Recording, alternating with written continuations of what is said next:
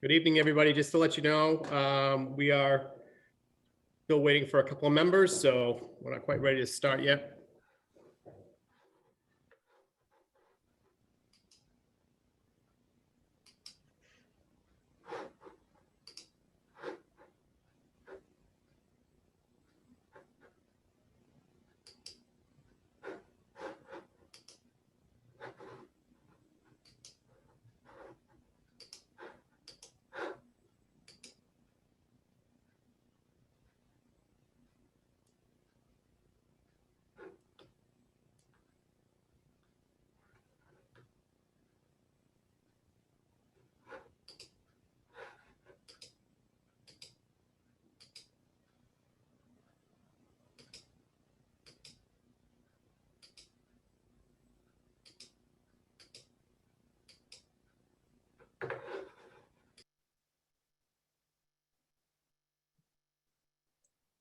Just to repeat, we're still waiting for a couple of members. We don't have a quorum quite yet, so we'll get started as soon as we do.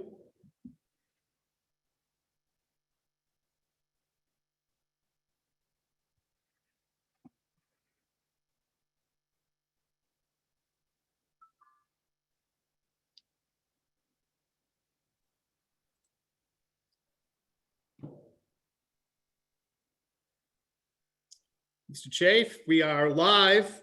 Yeah, sorry about the delay, Frank, and the No rest of the worries. crew. No worries at all. Evening, Cyril. Good evening, Jim. Good evening, Jen. Hello. I have not heard from Tom. I texted him a couple times, but what is it? It's 4:41. I haven't heard back from him. You do have a quorum with two, so I don't know if you want to start, Madam Chair, or what's your pleasure? Sure, I would say let's get started. And he can join if he's able. Maybe he got stuck at work or something. Very well could have. Okay, great. So I'll call to order I always have to check the date, Thursday, January 14th, Policy and Education Subcommittee meeting. So let's see. So our first item is the approval of minutes from our January 7th meeting. Any comments or questions on those? No, Hear none. I would like to entertain a motion to approve those. motion to approve. Thanks, Cyril. I'll second that. We'll vote. Mr. Chafe? Aye. I vote aye, so those are approved. So the next item on our agenda is reviewing the policies that we introduced at last week's meeting. So there are a few of them. I took a look at them. Dr. Hackett took a look at them. And so we can look at them a little more closely with some edits that were put in. So do you want to walk through them, Dr. Hackett? Sure. So can everyone Okay. see it? Can I see my screen? Yes. Okay, making it a little bit bigger. So these are just my rough recommendations, or not rough, recommendations on the policy CHCA, approval of handbooks and directives, is the National School Board Association, or MASC title. I wasn't really thinking that the directives doesn't really make sense to me. I think handbooks is really more applicable to us. And the first paragraph, I changed around a little bit to be consistent with, or try to be consistent with, what our actual practice is. So our principals do meet with their school councils. They do review the student handbooks prior to them coming to you. We asked that, and this was not what was in the draft policy from MASC, but we asked that you approve the handbooks every single year. And the reason why we do that is because if there's any inconsistencies between handbook language and policy, which can happen, if you have approved the handbook, you have also approved the policies, then we would be covered. There was a case, I don't know, quite a while ago now, where the actual graduation requirements in the high school handbook, not in Braintree, were different than the requirements of the school committee policy. And somebody did not graduate based on the handbook, and they were able to, they actually sued the district because they did graduate based on the school committee policy. So it's good practice just to cover by having you review and adopt them every year. So So the principals do meet with their school councils now. We have really coordinated well, I think, over the last several years. All the elementary principals, the handbook for the elementary levels are consistent. So other than any kind of idiosyncrasies in particular buildings, like if where they show up, phone numbers, contacts, those are done by the schools and tailored to their handbook. But everything that is policy related, procedure related, are consistent within one handbook for the entire elementary level. The same is true for the middle school, and of course the high school stands alone. So we do translate. Jim, can you check me? Is it 5 most frequently spoken languages or 4? I believe it's actually 6. Oh my. Okay. All right. I think you're right. Actually, I'm sure you are right. So we do translate all of our student handbooks. They're considered to be a vital document, and that is done every year. And we provide hard copies. The principals provide hard copies. I believe, at least we used to, a grade 9. I think a grade 6 too. We provide hard copies with kids coming into the building new for the first time. Other than that, they're posted, and we do have students sign off on the handbooks each year with their parents, I believe. So. Okay. So that's that change or recommendation. And then I think the rest of it is, relatively straightforward, although I did actually cover this in the change that I made above.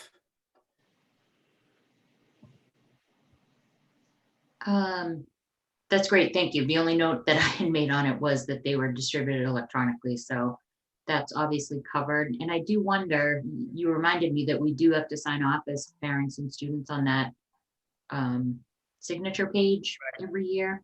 Right.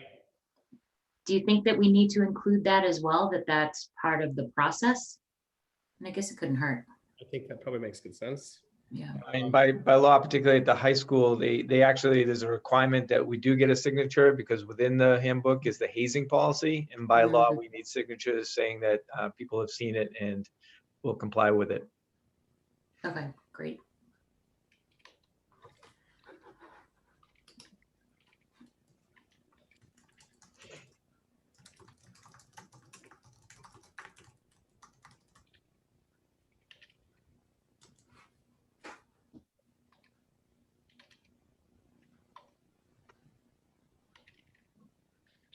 We can mess with the language a little bit, but that's the intent.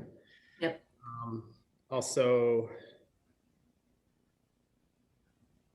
that's not necessary either.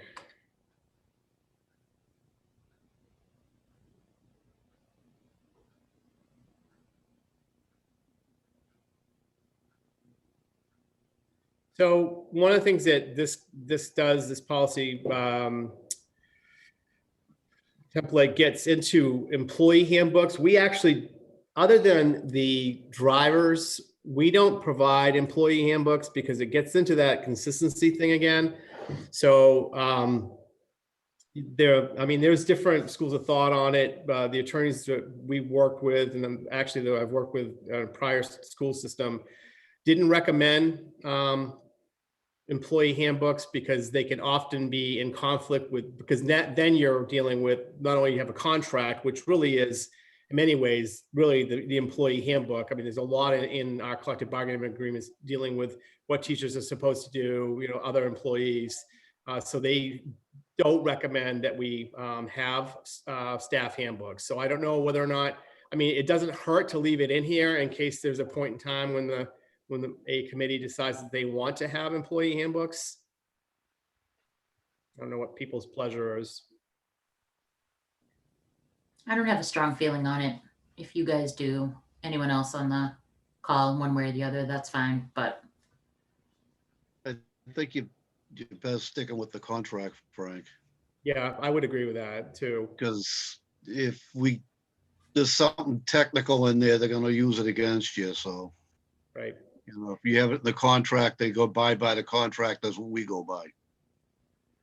How about we leave this last sentence? The superintendent will use their judgment as to whether other specific handbooks need committee approval. That way we're kind of, it's silent on what that might be. Yeah, on who it might be for. That's fine with me. What do you think, Cyril?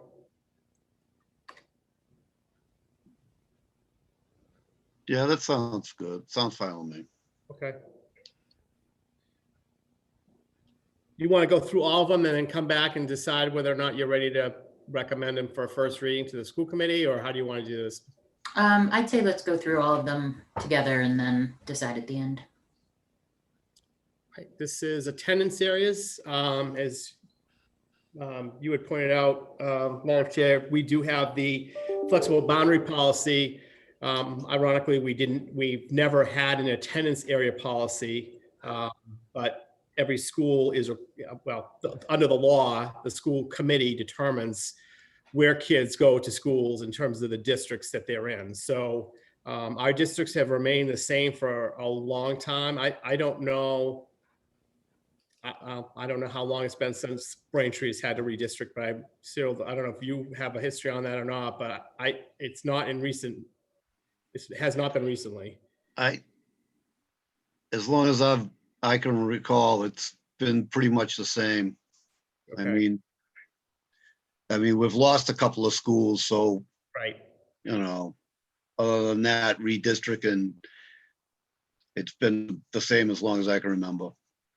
Okay, The only change we got now is that potentially is the Hollis issue, where they used to be split, now there won't be, so correct, right.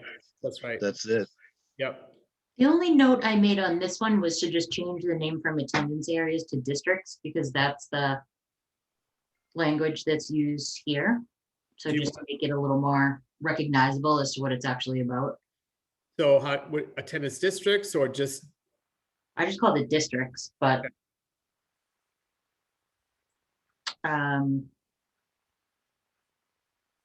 it almost kind of into a school assignment or district school assignment or, yeah, sure.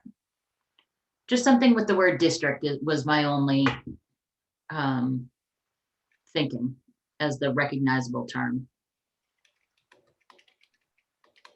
what that, Sure.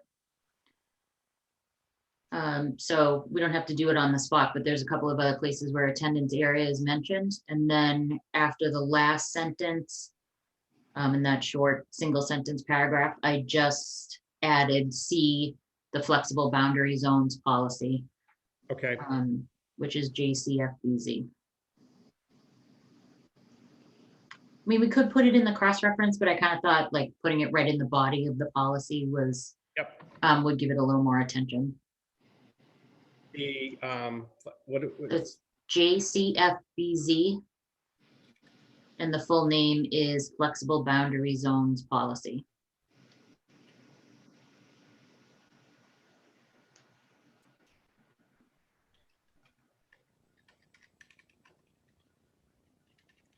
I'm sorry, JCF. BZ, Easy. boundary zones, yeah. Okay. I did just get a text message from Mr. Devon. He is dealing with an emergency at work, so he's unlikely going to be able to make it. Okay.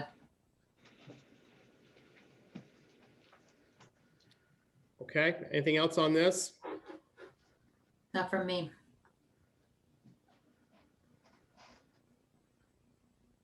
You good with this, Mr. Chafe?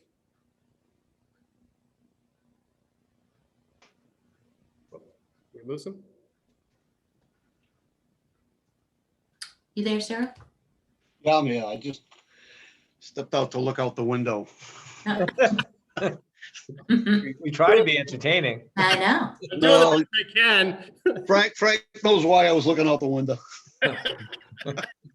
I need to put more clip art or something here to hold your attention, apparently. All right, school choice.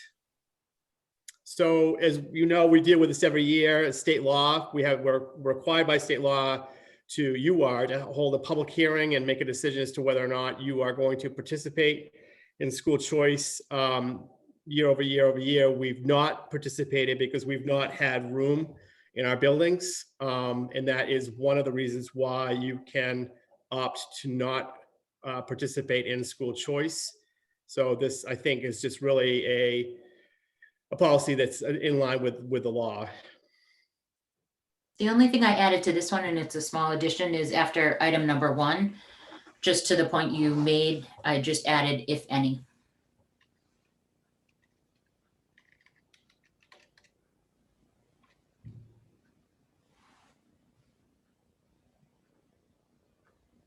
But that was it for me.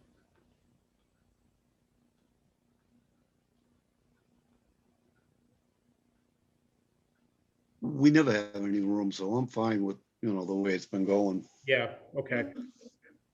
And then, again, this is just kind of a restatement of the law, so. Mm-hmm.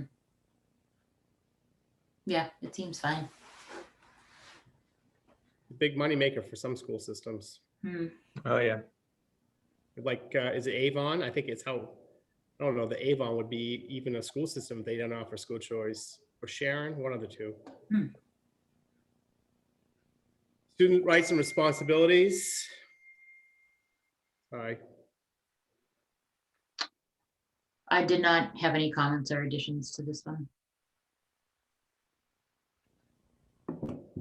No, it's pretty straightforward. It's basically, it's in the handbook. Right.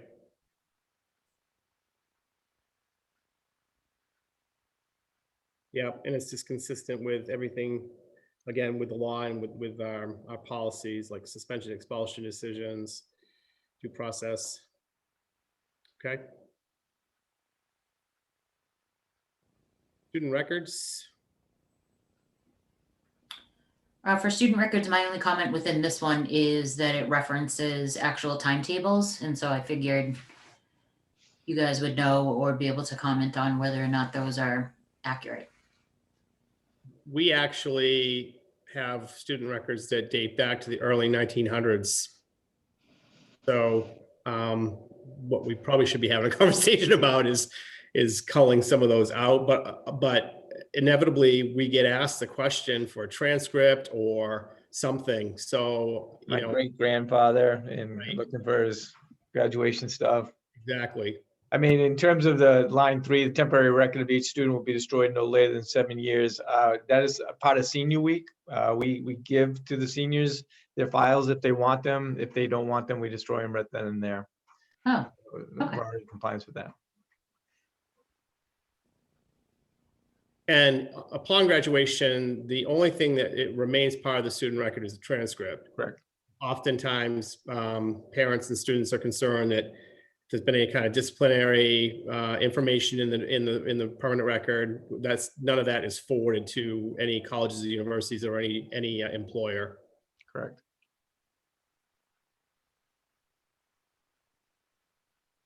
Okay. yeah. So that seems fine then. And nothing we need to deal with on the 60-year, No, because we're already doing it. We're More doing than more than that. clearly. The turn of the millennium. Perfect.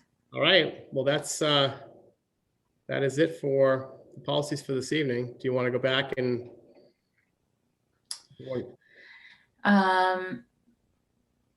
We can vote, but in general, Mr. Chafe, are you comfortable with these going to the full committee on the 25th? Yeah, I have no problem. It's pretty straightforward. Agreed. That's why we picked them. Nothing really crazy changed in it. Yep. Do you want to take them as one motion? Yes, please. Okay, let me pull this up and then you can see them all. Okay, so I would like to entertain a motion to bring the policies highlighted on the screen to the full school committee on the 25th. So moved. I'll second it. We'll vote. Mr. Chafe? Aye. And I vote aye, so that is approved. We will bring these on the 25th for review. Okay. I did neglect to mention that our technology department is doing a pretty significant network work on the network at about 5:15. So they're working with Beld on that. So we are only as good as we can get to 5:15. You all would be fine, but you won't if you want to carry on without me. But I'll have access, so. I don't see the need to drag this out any longer than necessary, so. Right. As far as agenda item number 4, in the interest of keeping us moving on this stuff, I can try to identify another handful of policies that we can put on the docket next for this committee and just kind of keep it rolling. Okay, perfect. And I will send out to all of you, because it's been so long. Mary Ann's done a great job of inventorying. She has a really nicely laid out inventory of all the policies that, all the MSAC policies, and then all the ones that we have actually adopted by date. So you can kind of just see, the work, we've done a lot of work, or you did do a lot of work prior to COVID, but, where we are with that. Okay, sure. Do you think it's any different? I guess I was doing it the manual way, just looking at our site against the MASC boilerplate policies that they have on their site, but We just,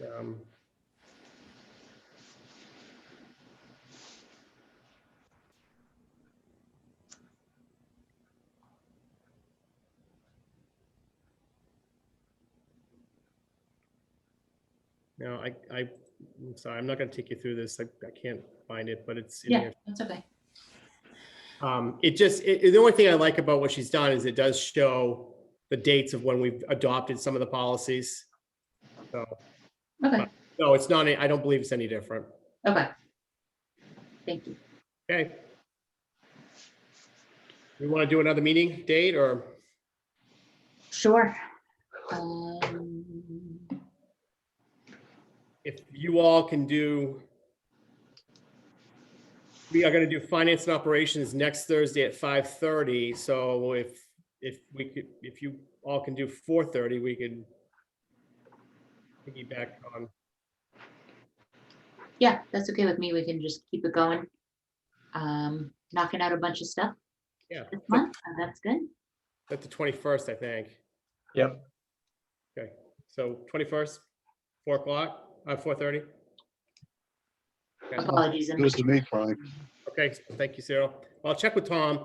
I mean, the other thing we could do is we could, if Tom can't do that time, we can bump the finance and operations to like 6 to give us another half hour to play with, so.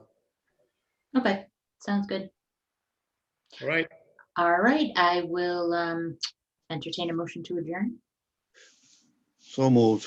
I'll second it. Mr. Chafe, Aye, and I vote aye, so we are adjourned. all right. Thanks, Have a everybody. good night, guys. Take care. bye-bye.